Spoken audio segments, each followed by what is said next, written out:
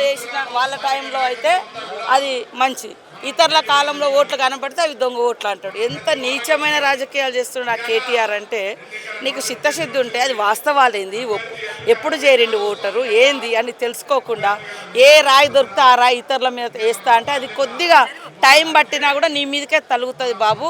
కొంచెం నిజాలు నిలకడ మీద బయటకు వస్తాయి, అబద్ధం ఫాస్ట్గా బయటకు పోతుంది కావచ్చు, కానీ ఇట్లాంటి అబద్ధాల మీద బతకకు, అబద్ధాలకు అంబాసిడర్ కాకు, వాస్తవాల మీద మాట్లాడమని తెలుసు.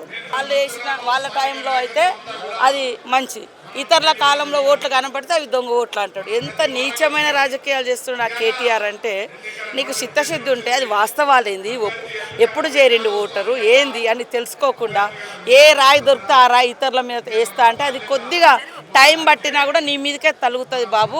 కొంచెం నిజాలు నిలకడ మీద బయటకు వస్తాయి, అబద్ధం ఫాస్ట్గా బయటకు పోతుంది కావచ్చు, కానీ ఇట్లాంటి అబద్ధాల మీద బతకకు, అబద్ధాలకు అంబాసిడర్ కాకు, వాస్తవాల మీద మాట్లాడమని తెలుసు.